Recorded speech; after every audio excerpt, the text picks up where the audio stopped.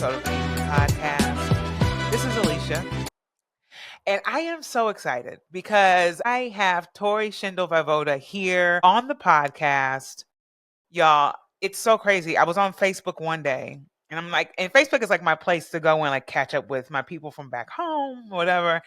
And I saw an ad for the African American Museum back home in Evansville, Indiana. And so it instantly caught my eye because I know there's a lot of history with my family with the museum. And so I was like, let me see what they're talking about. To my surprise, they are having a community listening session for a burial ground that was discovered in Evansville. And Tori, you know what? Let me just take it away. Let you take it away because I am like taken away from all this richness that you can offer. But so Tori is actually are you the director now of the African American Museum? I'm the curator. The curator. Okay. Oh my gosh. So yeah, thank you let's just welcome Tori to the podcast. Thank you so much for being here. Thank you for the invitation. Really, I appreciate it because we have a really special place in Evansville. And the Evansville African American Museum is a gem in its community, and it's a gem in the cultural presence that it represents. And I'm just super blessed and lucky that I'm allowed to work there and that I get to participate in sharing stories and the narratives and work with the community to bring these events to the museum and bridge younger communities like University of Evansville, which is where we're at today, Right. into talking about these rich histories and sharing in that process. So it's awesome. I'm very lucky. And I'm so excited for this conversation on so many levels. One, many of you may know this, you may not know this, but the University of Evansville is my alma mater. So she is like, I'm getting goosebumps. Go Aces. Like, so excited about that. Obviously, Evansville is my hometown. And, also the stories that I've heard all throughout my life about Baptist Town. And That's right. Tori we'll talk more about Baptist Town in this actual conversation as well. But my mother grew up in Baptist Town. A lot of my elders grew up in Baptist Town. And so we would hear stories, and it's just like so cool to have a curator here to talk. Like I'm just blown away right now. Like I really am. So before we go in like to the nitty gritty, how did you even become like interested in being a curator? Yeah, so it's kind of a silly story. Okay. So this goes back to high school, and my goal was to not necessarily finish high school. My goal was kind of to like drop out about my junior year and go be a roadie on Vans Warped Tour because my friend was playing. And to my mom's horrified listening to what Tori plans to do with her life. In 2010, IU was offering this program where they would send Americans to either Germany, Spain, or France to not only learn a second language to help with the bilingual rates in America, but also to really work with students too and get them excited about college and get them out of their environment. And so my mom sent me on that program and finished high school. I went to Germany to study. And when I was there, it was the first time I was ever out of really Fort Wayne, Indiana. It's the first time I got to see amazing artwork. And I remember one of our field trips, we went to Aachen, Germany. And there is Aachen Cathedral. And inside there is the bust of Charlemagne. And I remember seeing this bust. It was the most beautiful thing I've ever seen in my entire life. And I felt something here. I felt something shake me to the core for the first time. And I'll never forget looking at the glittering gold, all the stones. And I was like, I don't know whatever this feeling is, but whatever it is, I want to dedicate my life to this. And so while in Germany, as we were wrapping up to go back to America, I got to learn about museums. I got to meet curators. And when I came back, I went to IUPUI and I was like, I'm going to be a curator. And that was it. So no dropout, getting my PhD, and I teach now. Mom is proud.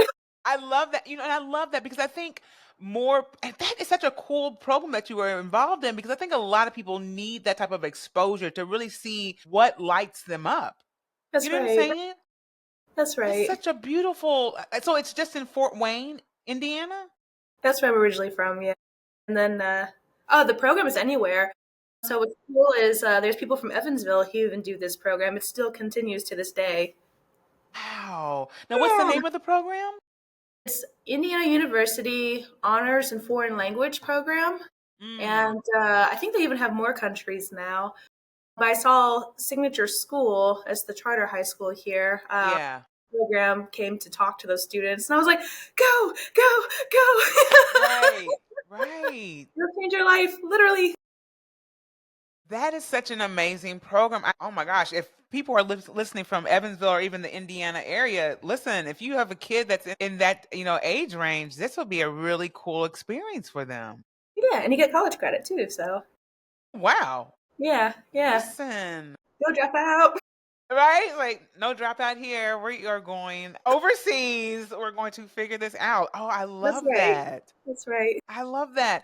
And so from there, like, I guess like your work eventually led you to the African American Museum. What was that like? Like getting to that point to like starting working with the people at the African American Museum in Evansville.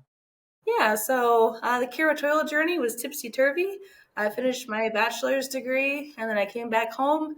Was working at customer service jobs, so I was too afraid to go into the master's. Mm. So then I joined the military and I got the confidence to just say, I'm just going to do it. And it taught me a lot too about myself. After I was getting ready to get out of the military, I was accepted into the Johns Hopkins Master's in Museum Studies program, and that just changed my life forever. Mm. And so once I completed, actually, no, I was in the first semester of the Johns Hopkins program, but I got hired to be the curator of the Evansville Museum. And Mm. then I was there for about 3.5 years, but I started to work with the Baptist Town community. I was a board member for 2 years at the museum beforehand. I was working with Billy Twyman, Corey Miller, who ended up being a board member and my future boss Huh? on exhibitions. I'm like, I want to work with you if I'm allowed. And so Wow. so I called Corey to a lunch meeting. I'm like, hey, as a board member, I saw that you're hiring a curator.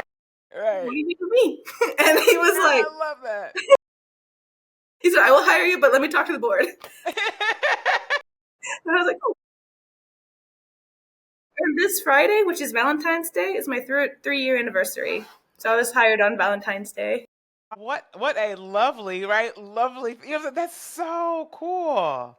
I love that. And so I guess also too, so we talked about this very brief at the beginning. The whole premise of Baptist Town. So I guess like Right. for our listeners, what is Baptist Town, right? Is it still a thing? And like, Absolutely. what we don't have to give like the entire history because we'd be here all night, but like what is so special basically in a nutshell, what is so special about Baptist Town and all those things, if that makes. Absolutely. So we're going back now to about the 1860s. Hmm. Freedom seekers and freely enslaved individuals who were given their freedom were settling up north the Mason-Dixon line. And you start to Mm. have this group of individuals meeting in Baptist Town. And 3 formerly enslaved individuals formed Liberty Baptist Church. And this is about 1867. And that's really the heart and soul of where Baptist Town started. Now, Baptist Town is actually a derogatory name, but just like the suffragettes of the 20th century, it's your choice whether you want it to have that derogatory, and best way to take away power from oppressors taking their voice. So they took it as a badge of honor, the individuals, and that's how the name has stuck. What makes it significant now is the majority of the individuals that live in Baptist Town today are original descendants from that 1860s people that came here. And they're still together for the most part. Now, obviously, there are pockets of Black individuals in Evansville that aren't central around Baptist Town, but that is the majority of the hub. And we got on the National Registry for being the longest continual Black neighborhood for Baptist Town last year. So in 2024, because of the work of Kelly Corse and other individuals and using red line maps, we were able to objectively prove that this community has never left since they came to this geographical location in Evansville, Indiana. So we're going to fight to protect it. That Huge, is, so what? it's Yeah. huge. I mean, I have goosebumps literally right now because it's, like I said, I have heard so many stories, and like I was telling Tori before we hit record, my mother, so where the African American Museum is, it's actually a few of the housing projects that were in Baptist Town that they kept because a lot of them were demolished over time, and they kept a few of them, and then there was a decision to actually make the museum That's right. within those housing projects I can't remember which apartment it is, but my mom lived in one of those apartments that's still there. And so it's just so like near and dear to my heart. I'm just like bursting with joy right now. So, oh my gosh. So now here's the thing. When it comes to like the managing of like maintaining like this status of Baptist town, what does that look like? Is there like and maybe did you say this before? I don't think so, but uh in terms of like keeping that actual status, is there certain things that have to be put in place in order for people in order for you all to maintain that? Like what does that look like? Yeah, so I have to share a little bit of our history because it's such a beautiful story. So, the Evansville African American Museum is a grassroots initiative that Hmm. was spearheaded by Sandra Matthews. Yes. She was the founder of Our Times newspaper in 1983. From writing and working within the Black community, trying to amplify the voices and the stories. In 1997, that's when the city of Evansville was going to raise all of Lincoln Gardens. Yes. And so she worked with the Evansville Housing Authority to save one unit, which is on the corner of, now it's called Sandra Matthews Way, which is That's fantastic in awesome. Lincoln. That's the museum we have today. And then in 1999, we received our 501c3, which gave Hmm. us our nonprofit status. So that means we had to have a board of directors. So Sandra Matthews also spearheaded that movement. But also, too, this was a community collaboration. She worked with Lana Burton, Tess Phelps, and many other individuals, and even my boss's father, who served as our first director. So it was really cool to even see that type of history and get to live and walk amongst, these living legends. Right. And so we have that 501c3 status. So we have to maintain a board of directors. And then what's Mm. great is as we have progressed, so the museum is about 18 years old now. It officially opened in 2007. And that's when we had our first rotation of exhibitions. They had an African American conference housed in the museum when it first opened to celebrate it. And so now, what's really cool about this space is we were able to cultivate then a budget so we could hire professional staff. So that's how I'm allowed to be here. We have an executive director, executive assistant, a clerk. One of the best tour guides you can ever ask for, Ms. Janice Hale, who actually lived in the unit that exists. So she lived in the upstairs apartment of our Mhm. physical building, so she could tell you all that history too. And we still have one apartment in its original historical context from Diana Grimes and their family. So you could even see from the 1938 when they were first created up to the fixings and furnishings that came until 1997. So really, to keep us going, it's we run on donations. We also run on grants.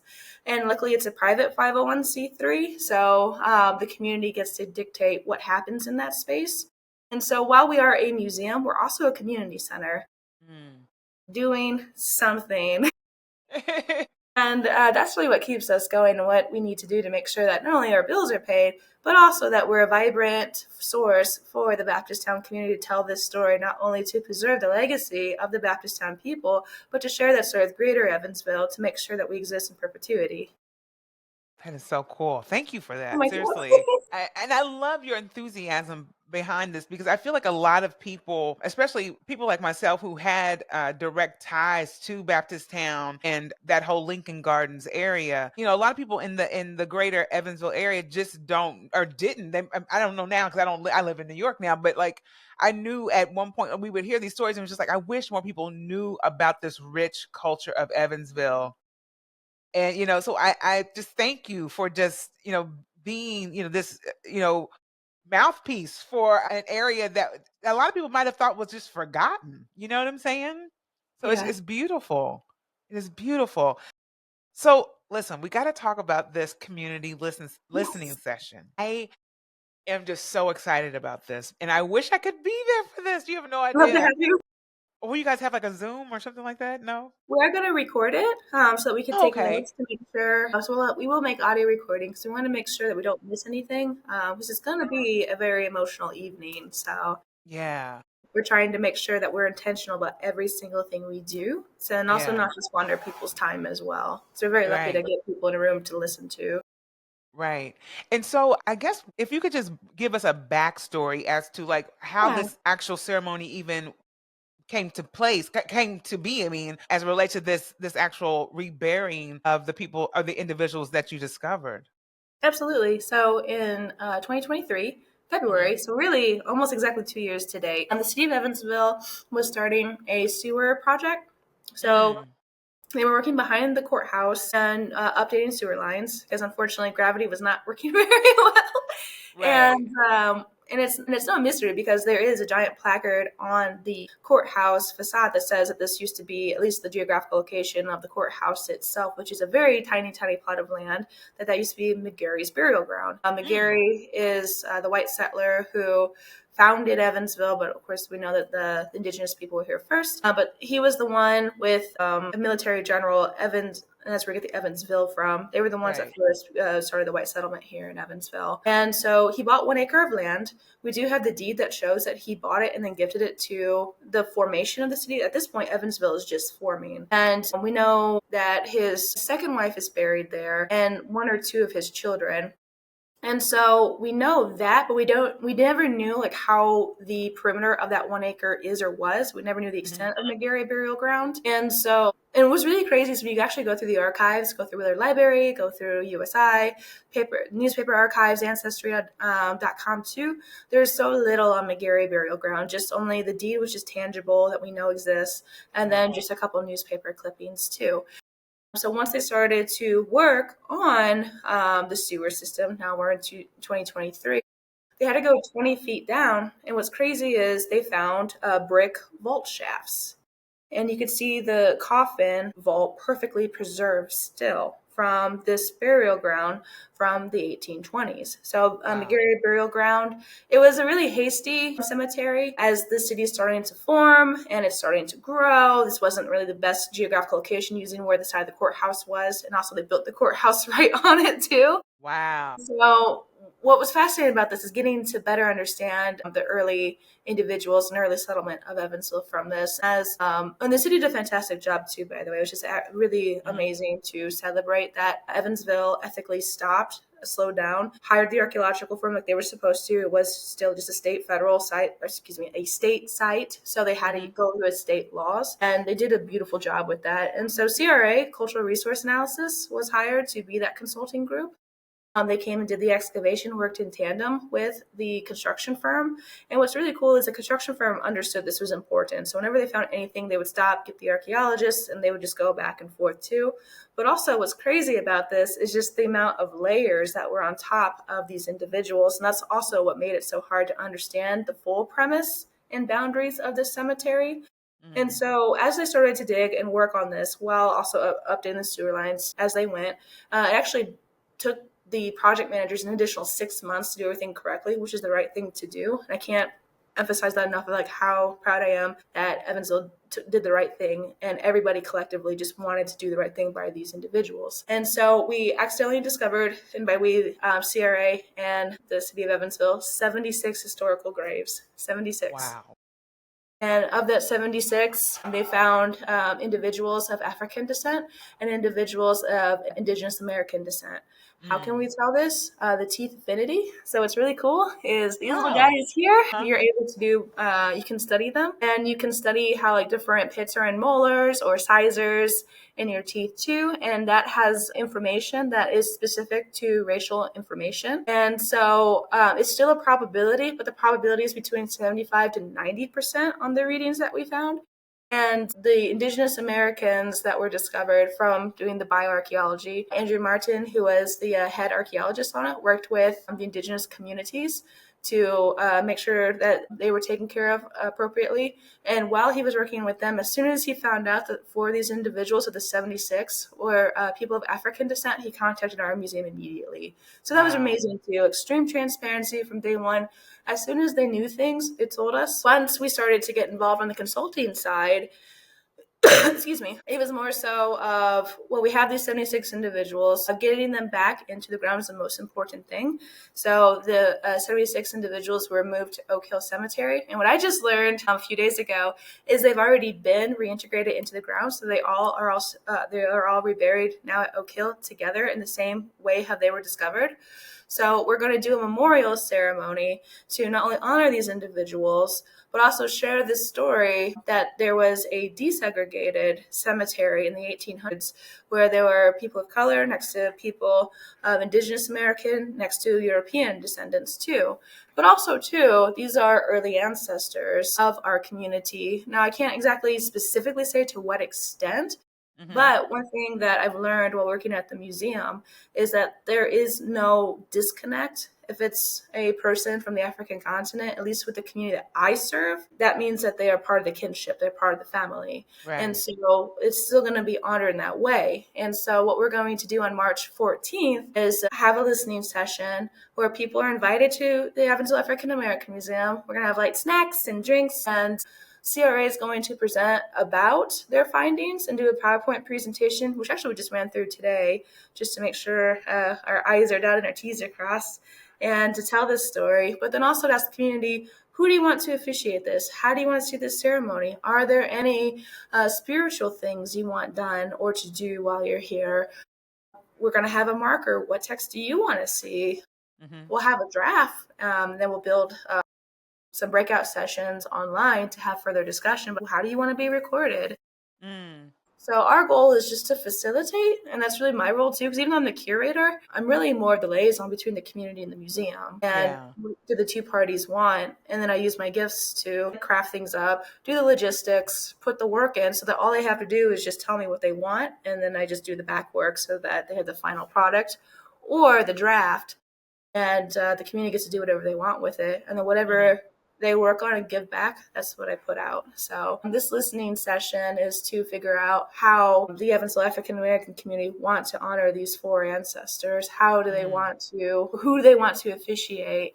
How do they want the ceremony to go? And how do they want to be recorded in perpetuity on the marker? Because we did get a grant from Indiana Landmarks, Black Preservation and Historical, to create a marker to make sure that these individuals' voices aren't written out. Because it doesn't matter that we don't know who they are. They're still people. They're still Right. people from their community. And that needs to be amplified. Because if you read the placard right now that's beside the courthouse, it's just white narrative. You would never know that there was multicultural people, groups of people, not only desegregated, but here together, particularly in the 1820s. And it's easy to stereotype that that couldn't be, but it was. So we want to make sure that story is told correctly. That is just unbelievable to me. And just like, I'm just so fascinated by that because I remember growing up um, at Oak Hill Cemetery, there was right. I mean, the majority of my family is buried there, you Wow. know? And so we always knew it was kind of a joke, but it's not. But it was like, okay, we're going over to the black section because it was segregated, right? And you just knew, Yeah, like, yeah, you it knew was. you weren't in the front. We always went, so it was like, it was a thing. And it's like, and now to know that this was like, these people were buried together, Mm-hmm. that's beautiful to me in a way because it's Makes like, sense. we have been so conditioned, at least, growing up in Evansville, to think it was just a segregated thing. It was what it was, Yeah. and I mean, my mom, she passed in 2019. She's buried at Oak Hill Cemetery in that area by my father, by my grandmother, I think my grandfather, my aunts, like they're all around the same area. So this is really beautiful. I love this. Yeah. It kind of gives you hope, doesn't it? Particularly Yes. in the now. It really does because I feel like we're so polarized with a lot of things right now. And then to know that something like this really like brings like sheds light on something that we have been fighting over for so long that's really not like skin color is just so it's wild to me that we're still in this type of like environment that we are, fighting for equality based off, a hue. Like seriously, it's wild to Yeah. me. Yeah. And what's really cool too, Eunice Trotter, who's the executive director of Indiana Landmarks and the author of Black Indiana, she's working also on early settlement cemeteries in Indianapolis. And she even told me Mm. that she found some desegregated cemeteries in Indianapolis as well. And she was absolutely surprised by that too. So the cool thing is, it's not as atypical. I mean, granted, we still don't know a whole lot, and that's why this work is very important too. It gives us a better understanding of early settlements in Evansville and in the state of Indiana in general too. And I'm excited to learn more from Eunice's perspective because she is literally in dumpsters pulling out files of people of Wow. color who've just been discarded because funeral homes closed or because it is due to racial profiling. But then to actually see that these people were intermingled to the ground together. Now, of course, I could put speculation, but at the same time, that is still so beautiful. I don't care if someone says or tries to call me out saying that's just speculation, you don't know the context. Like, I Right. don't, but it's still beautiful. It's Yes. still beautiful. I And I'm It okay is. to say that. Right. It's like I think if anything, one, I wish I could be there for the ceremony. That's one. Wish you could Then do. I know. I'm like, this is so wild. But I think also too, the idea of having this actual ceremony at such a time, like it's so healing. I Yeah. think it's healing for everyone that's going to be involved because it's just like, yeah, let's come together, right, Hmm. and really honor this actual these people that we have no idea who they are or whatever, but we know that they should be honored in a way that was dismissed for so long, if that makes, Yeah. you know what I'm saying. I Yeah. love this. I Yeah. love Because this. it was just a road that was Wow. over them beforehand. I will say when they did the sewer, I think I don't remember when. I want to say it was the 80s, so unfortunately don't quote me on this. But I know that the city of Evansville even tried then to do the right thing and have archaeologists come in. But they didn't get low enough into the ground Mm, to survey the areas to even know that these people were even here, because they literally had to go 20 feet and even further below to even find these individuals. So yeah, to not know that they existed and for them to just be underneath the street without us knowing, um, right. it's amazing that they're going to be in Oak Hill together, because there was conversation as do we move them around, and everyone, which was really beautiful, every community said no, because we don't Mm, know what their connection was to their neighbor, and they've spent so long together. And just to hear that type of conversation in highly academic, highly technical environments, that they hear that individuals were using this type of language, it was really beautiful. And I'm like, this is yeah. powerful, this is emotional. But the fact that every single person didn't need to be told to have compassion, that it already came to the table, it just makes you feel good. Yes. Oh my gosh. This I wish you could see my arms. Just goosebumps are everywhere. I just feel so good. This conversation it was so beautiful for me. So thank you so much, Tori. Oh, thank Seriously. you. And I will definitely share. I'm going to share because Tori has a poster that she shared with me about the actual ceremonies. I will share that on my social media. So for those of y'all that follow me on social media, look out for that poster. And if you're in Evansville, please don't miss this. I don't know if I'm y'all have serious. the capacity. Yeah. Okay. Listen, y'all It's like show up. Yeah. everybody, come on. Standing room only at the That's right. ceremonies. More the Seriously. merrier. It's always our motto. The more the merrier. I love this. Listen, do you think that there'll be more conversation around this after this particular ceremony? Like, will the African American Museum have more, or maybe like I guess like I don't say like a display, but yeah, something to that degree. What are the plans with that?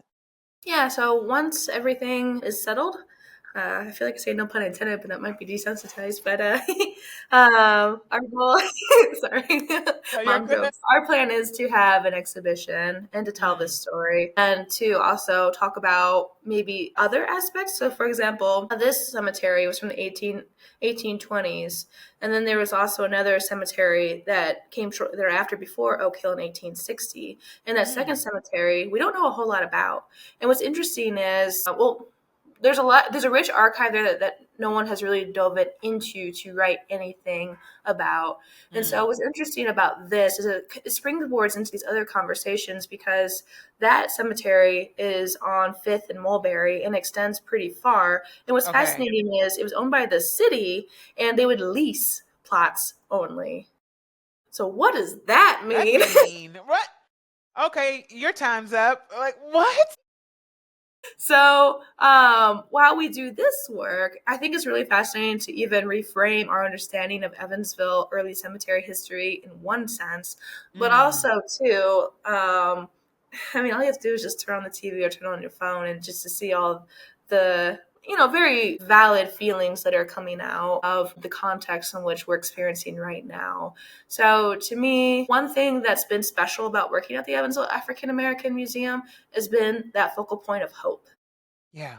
You hear all these stories, you see the history, you have the artifacts of triumphs, or of trials, tribulations, and triumphs.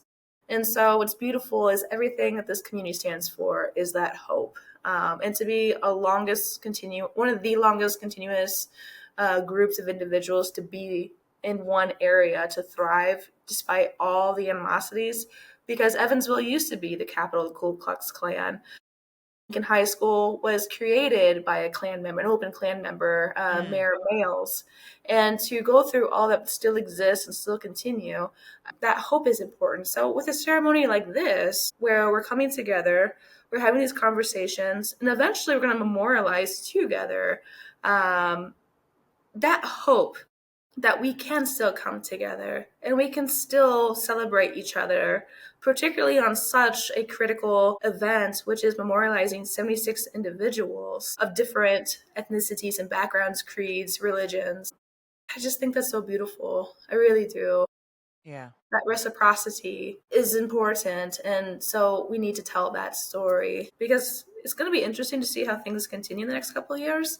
This exhibition will take about a year and a half to do. And so I think that when we have these big articles of hope, that we can show that even in the small community like Evansville, like in perpetuity the rest of the country, that there's still microdoses of hope and beauty still happening, where people understand that we're human and we want to celebrate that. We want to memorialize that, and we want to tell this story and then see where it goes to better understand where even we historically sit as well. So that's really the goal, is to make the exhibition. We also find out if this will get picked up at a conference at IU South Bend. We find out at the end of February, so I don't know. Fingers crossed. Yes. And then I would like to collaborate with my student and the other professor co-teaching the class that we're doing to plan this ceremony. We do want to write an article on it because the amount of skill sets that had to come together to even get the logistics part of this is amazing and needs to be celebrated too. Again, they say better together, but it's not a cliche. I truly do believe in that. We can do better together. And by bringing all the wonderful skill sets, like for example, this morning, so I am an adjunct instructor at the University of Evansville. We host a Change Lab course in which that we are using this project to not only introduce students to what ethical archaeology is and means, but why it's important to always work with the community whenever you're doing anything, particularly with archaeology, particularly with museums, particularly with humans and human remains. And so underneath one classroom today, we have the Evansville African American Museum, Indiana Landmarks, Cultural Resource Analysis, the Change Lab, all collaborating together to at least get the logistics side so that when we go on March 14th to work with the community, everything that we present it's intentional, that we're not trying to overstep boundaries or just get people in a room just to, not even waste their time, but you could really hurt someone by not being intentional with this type of work. It's just been really rewarding. But again, to get all those people in one room for 2.5 hours to plan and collaborate, who could have said, no, I have this going on, I have that going on. Again, it just shows how beautiful this is, that we can all come together. I love this. I'm so excited to learn more. You have to come back on the podcast, please. No, I'm serious. It's wild. Like I left Evansville in 1998. And went to school. Then I moved back to Evansville for a while in 2007, moved back to New York in 2012. And so, I mean, it's my home. It's my hometown, so it's just, oh my gosh. I'm just so happy. And I'm just so happy we got a chance to just, meet virtually. That's right. And I am just so excited for your future. For those, I don't think we talked about this at the beginning of the podcast episode, but maybe we weren't even I didn't hit record at that time. But Tori is in the process of getting your PhD, right? Right. And has traveled all over the world in the process. Like, Tori, you are an amazing individual. And this is why I love podcasting, because I meet so many awesome people doing so many great things to make our world a wonderful place. So thank you for all the work that you're doing. Seriously. I appreciate that. That's very kind. Yes, seriously. When there's love, when there's light and joy, I want to be gravitating towards that. And you definitely have that. Even when I clicked on to, get onto this actual portal, is this thing called platform? Portal. Yeah. Lord have mercy. Anyway, platform. Whoa. It's late, y'all. If you knew, we're recording a little late for me. So my brain sometimes is like on and off. But no, my goal is to constantly be in light and love and to be educated in that way as well. So you are doing such an amazing work. And I can't wait till you come back on the podcast. We'll talk more about this or whatever else amazing stuff that you guys are doing. Love that. Yes. Oh my gosh. So let everyone know where they can find you. If there's a website, social media, if you're into that. Yeah, take it away. Absolutely. So again, thank you for this opportunity and just getting out and sharing the story of the museum. Nothing makes me happier. So really, I would love to share as much as possible. So the Evansville African American Museum, you can find us at www.evvaam.org. I love it. We are on Facebook, which is just the Evansville African American Museum. We're on Instagram, that's at EVV, and then the little underscore thing, AAM. So lots of EVs, lots of AAMs.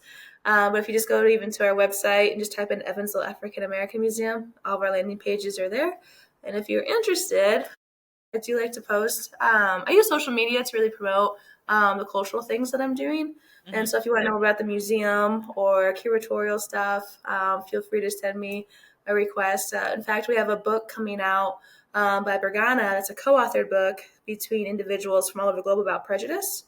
And so I had to work at the museum to understand how to write about that and to work with colleagues, like, for example, Dr. John Terrell from the Field Museum, Dr. Jean Anderson, who was absolutely spectacular from, I'm pretty sure, at UC Berkeley, emeritus, and then just getting to work with scholars on projects like that. So that's at www.torivyvoda.com or Facebook and Instagram too.